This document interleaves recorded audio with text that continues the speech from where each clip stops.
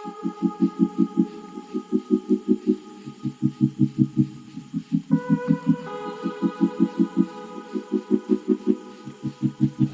Viewers, good morning అండి. Welcome to my channel. అలాగే ఇవాళ మీకైతే కొత్త రెసిపీ చూపించబోతున్నాను. అదేంటంటే కొత్తిమీర క్యారెట్ ఫ్రై రెసిపీ అన్నమాట. అయితే చూసేద్దాం రండి మా కిచెన్లోకి. అయితే ముందుగా స్టవ్ వెలిగించి కడాయి పెట్టేయండి. అందులో కొంచెం ఆయిల్ వేసుకొని, చూసారు కదా, తాలింపు గింజలు అన్నమాట. తాలింపు గింజలు వేసుకోవాలి. అలాగే తాలింపు గింజలు కొంచెం వేగాక అందులో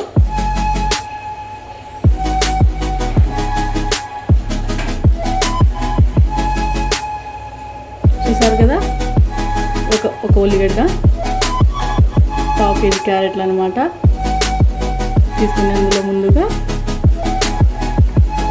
ఉల్లిపాయ వేసేద్దాము.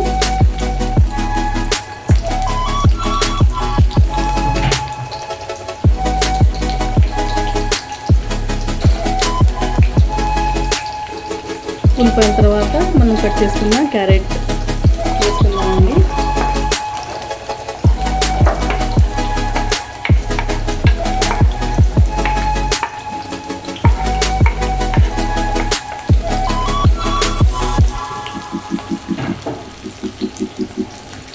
అదేంటండి, కొత్తిమీర అయితే లాస్ట్లో వేసుకుంటారు కదా, మీరేంటి ఫస్టే చెప్తున్నారని మీరు అనుకోవచ్చండి. కాదండి, ఇదైతే కొత్త రెసిపీ కదా, అది ఇవాళ చూసేద్దాం రండి. చాలా బాగుంటుందండి కొత్తిమీర ఫ్రై రెసిపీ. మీరు కూడా ఇంట్లో ఖాళీగా ఉన్నప్పుడు, కూరగాయలు ఏం లేనప్పుడు మీరు ట్రై చేసుకోండి అండి. చాలా అంటే చాలా బాగుంటుంది. ఒకవేళ క్యారెట్ అవి లేకపోతే ఒక 4-5 ఉల్లిపాయలు కట్ చేసుకొని వేసుకుంటే చాలా బాగుంటుందండి కొత్తిమీర కర్రీ అయితే. ఒకసారి మీరు కూడా ట్రై చేసి చూసి ఎలా ఉందో నాకైతే కామెంట్ చేయండి. చాలా అంటే చాలా బాగుంటుందండి.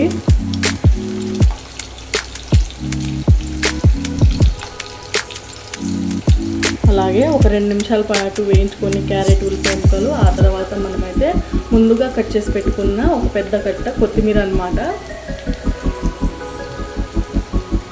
మనం కట్ చేసుకున్న కొత్తిమీర వేసేసుకుందామండి. మనం కొత్తిమీరని మంచిగా కలుపుకొని ఫ్రై అయ్యేంత వరకు కలుపుకోవాలండి, మీడియం ఫ్లేమ్లో పెట్టుకొని.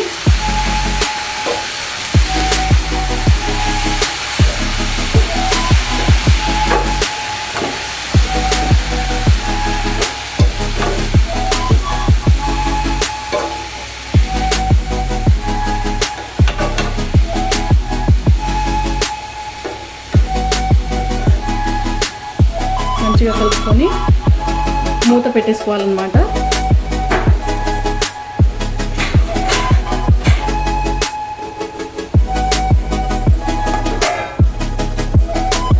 మళ్ళీ ఒకసారి కలుపుకుందాము.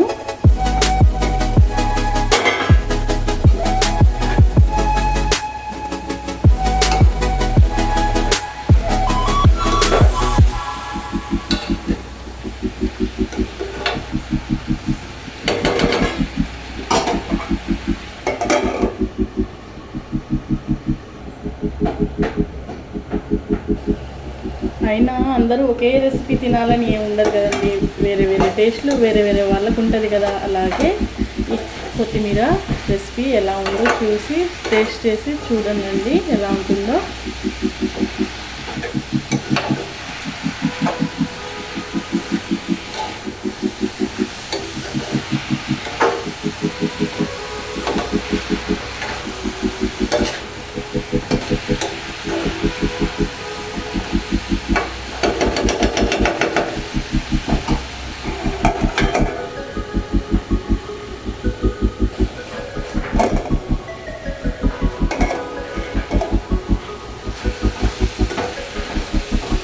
వావ్, ఇప్పుడే స్మెల్ అయితే అదిరిపోతుందండి నాకైతే. కొంచెం వేగాక కూరకు సరిపడంత సాల్ట్ వేసుకోవాలండి.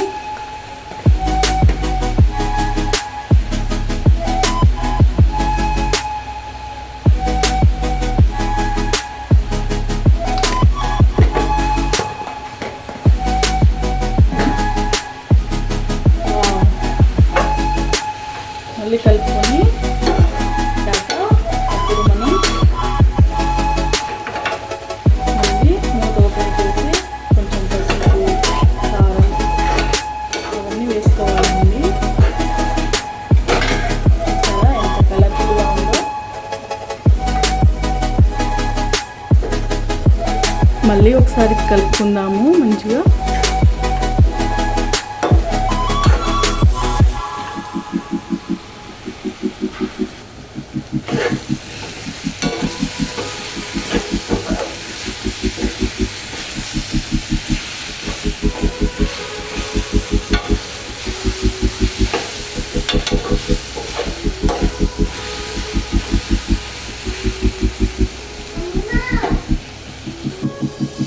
చూడండి ఎంత మంచిగా ఫ్రై అయిపోతుందో. ఇలా 70% వేగాక అప్పుడు మనం కొద్దిగా పసుపు యాడ్ చేసుకోవాలండి.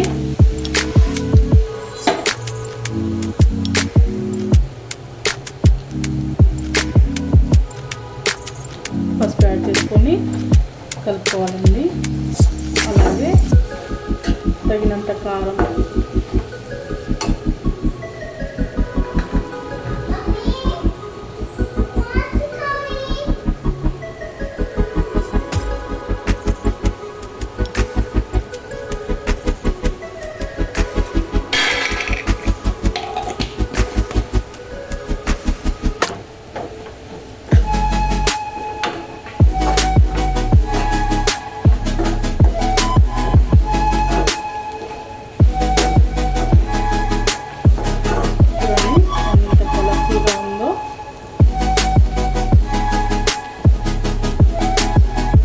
అన్నీ వేసుకున్నాక కొద్దిసేపు అలా వెయిట్ చేయండి.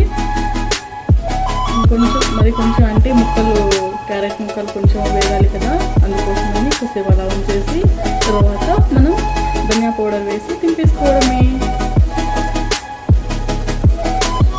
కానీ కొత్తిమీర వేగాలంటే కొంచెం టైమే పడుతుందండి. ఎందుకంటే కొంచెం మంచి ఫ్రై అవ్వాలంటే ఒక 15 to 20 minutes దాకా పడుతుందండి. కానీ టేస్ట్ అయితే చాలా అంటే చాలా బాగుంటుందండి. మీరు కూడా ట్రై చేసి టేస్ట్ ఎలా ఉందో కామెంట్ చేయండి. అయినా రోజు ఒకే కూర తింటే ఏం బాగుంటుంది చెప్పండి. అప్పుడప్పుడు ఇలాంటివి కూడా ట్రై చేస్తూ ఉండండి. చూడండి ఎంత మంచిగా వేగిపోయాయో. ఇప్పుడు కొంచెం ధనియా పౌడర్ వేసుకుందామండి.